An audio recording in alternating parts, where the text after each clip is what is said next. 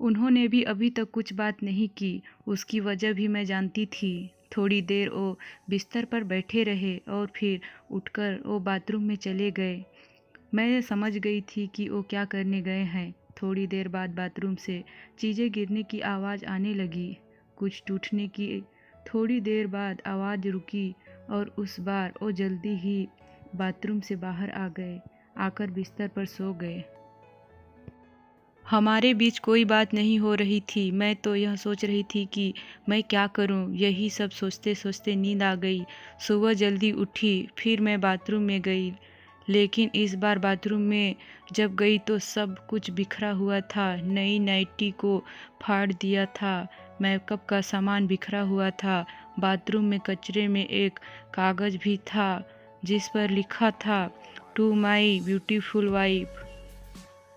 मेरे मन में अब शक आया कि यह सामान और कपड़े कहीं मेरे लिए तो उन्होंने नहीं रखे। लेकिन फिर मैंने सोचा कि मेरी सास और ननद मुझसे झूठ क्यों बोलेंगी। अभी मैंने उनसे कुछ बात नहीं की। सुबह मेरी सास और ननद फिर मुझसे सहानुभूति जता रही थी। मुझे उनकी बातों से लगा कि वो चाहती हैं कि मैं अमर को छोड़कर इस घर से चली जाऊं। मुझे अब मेरी सास और ननद पर शक हुआ। मैंने घर की पुरानी नौकरानी से बात की।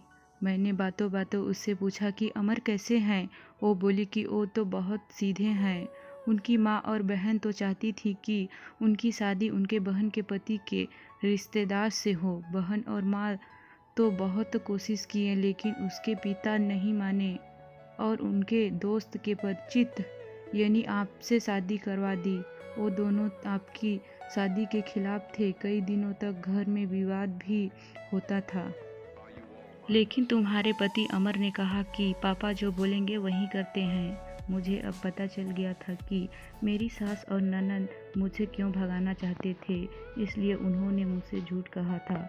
उन्होंने शायद अमर को भी कुछ कहा होगा। रात अब मैं अमर से बात करने का इंतज़ार कर रही थी।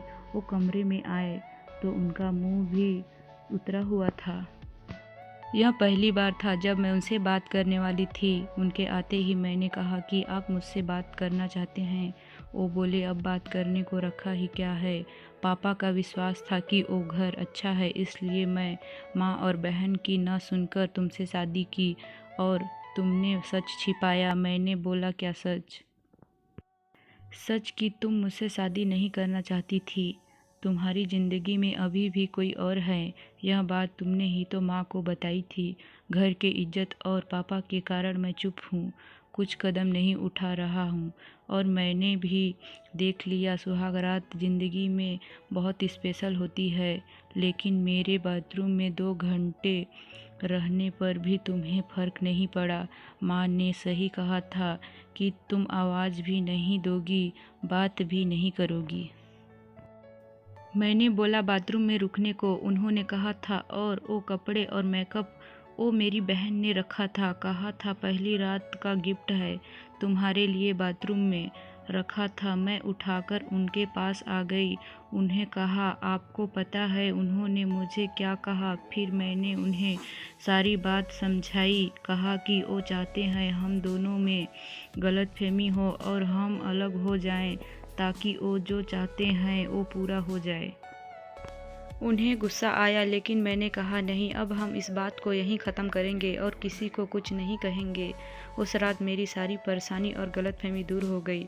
वो थी मेरी सही मायने मैं सुहाग रात। अगली सुबह मेरी सास और ननद ने मुझसे पूछा कि मेरा क्या फ़ैसला है, मैं क्या करने वाली हूँ। मैंने कहा कि मैं आप दोनों को माफ़ करके एक नई शुरुआत करना चाहती हूँ। आपको मुझसे कोई शिकायत नहीं होगी। मैं एक अच्छी बहू बनकर दिखाऊंगी। मेरे चेहरे पर मुस्कान देखकर उनके चेहरे उतर गए। ननद तो उसी दिन अपने घर चली गई। दोस्तों, यह कहानी पसंद आई तो चैनल को लाइक करें, शेयर करें और सब्सक्राइब करें। धन्यवाद।